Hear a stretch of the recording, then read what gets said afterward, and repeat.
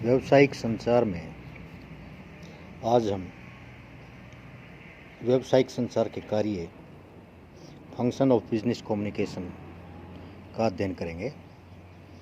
व्यावसायिक संचार किसी भी व्यवसाय के लिए अत्यंत आवश्यक होता है, क्योंकि यह संस्था के अंदर तथा बाहर कई कार्य करता है। इसके द्वारा संस्था के अंदर किए गए कार्य आंतरिक कार्य कहलाते हैं, जबकि संस्था के बाहर किए गए कार्य बाहरी कार्य एक्सटर्नल फंक्शन कहलाते हैं। इन दोनों प्रकार के कार्यों की व्याख्या हम करेंगे। आंतरिक कार्य इंटरनल फंक्शंस। व्यावसायिक संचार के आंतरिक कार्यों से अभिप्राय उन कार्यों से है जो संस्था के अंदर ही किए जाते हैं।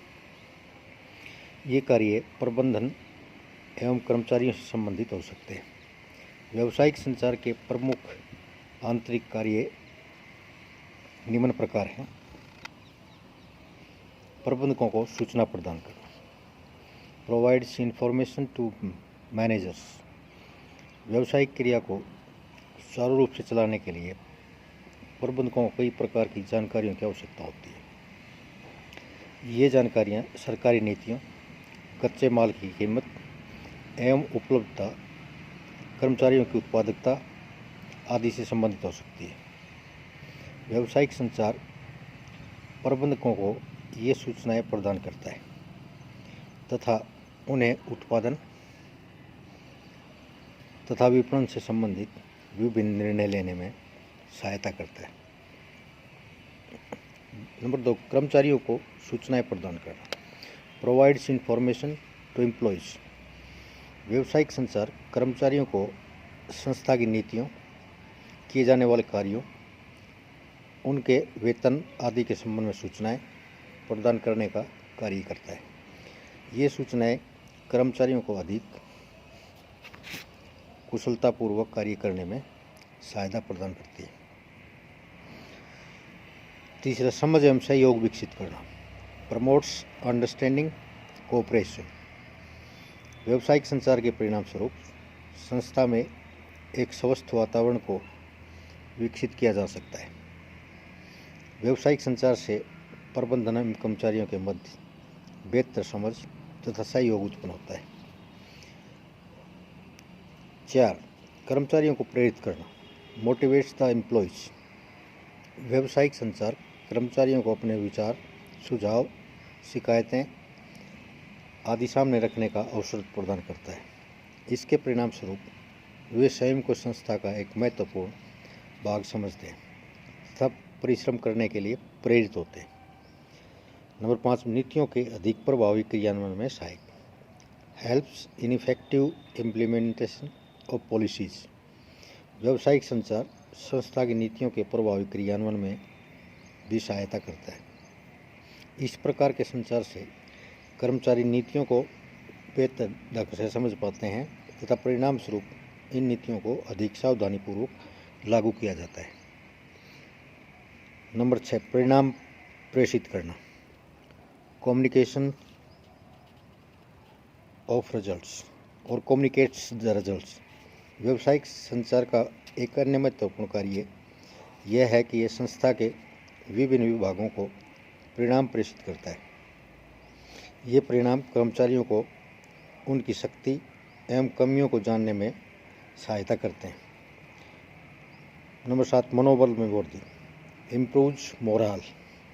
व्यावसायिक संचार संगठन के कर्मचारियों से संबंधित नीतियों, कार्यक्रमों तथा मुद्दों की जानकारी प्रदान करता है। इससे कर्मचारियों के मनोबल एवं व्यवहार में सुधार होता है, जिसके कारण वे स्वयं को संगठन का अभिन्न अंग अनुभव करते हैं या महसूस करते हैं।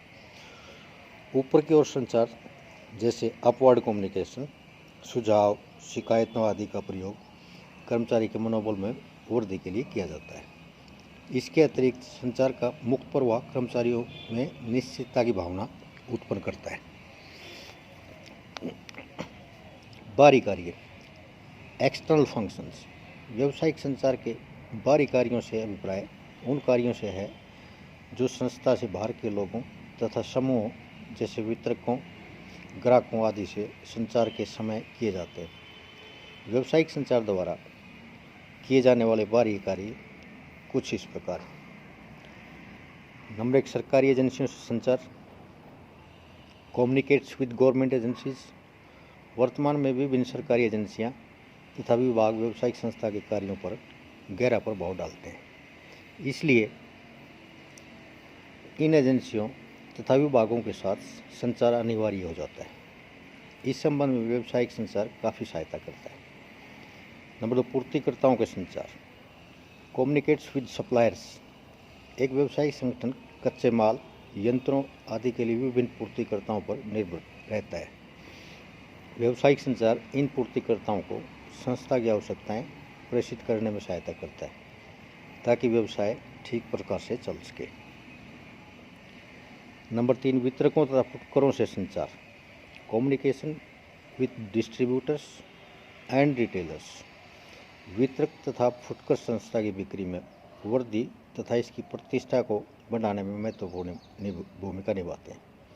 व्यावसायिक संचार के द्वारा एक संस्था वितरकों तथा फुटकरों को अपनी योजनाएं तथा नीतियां प्रेषित करती है, जिससे उन्हें उत्पाद की बिक्री में सहायता प्राप्त होती है। नंबर 4, ग्राहकों को प्रेरित करना, मोटिवेट्स द कस्टमर्स। व्यावसायिक संचार की सहायता से संस्था ग्राहकों को उत्पाद की विशेषताओं, कीमत, उपलब्धता के स्थान आदि के विषय में सूचित करती है। इसके अतिरिक्त ग्राहकों को विशेष योजनाओं की सूचना भी व्यावसायिक संचार द्वारा ही दी जाती है। ये सभी बातें ग्राहकों को उत्पाद खरीदने के लिए प्रेरित करती हैं। अंशधारकों को सूचना प्रदान करना, provide information to shareholders. आधुनिक व्यावसायिक जगत में अधिकतर व्यावसायिक संगठन अंशधारकों द्वारा संचालित किए जाते हैं, इसलिए इन्हें संगठन द्वारा किए गए विभिन्न कार्यों के बारे में सूचनाएं प्रदान करना आवश्यक हो जाता है। यह कार्य व्यावसायिक संचार द्वारा ही कुशलतापूर्वक किया जाता है।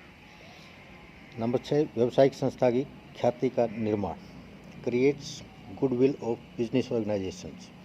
जैसे कि पहले चर्चा की जा चुकी है कि व्यावसायिक संचार वितरकों, विक्रेताओं, ग्राहकों आदि को संस्था की नीतियों से परिचित करवाता है।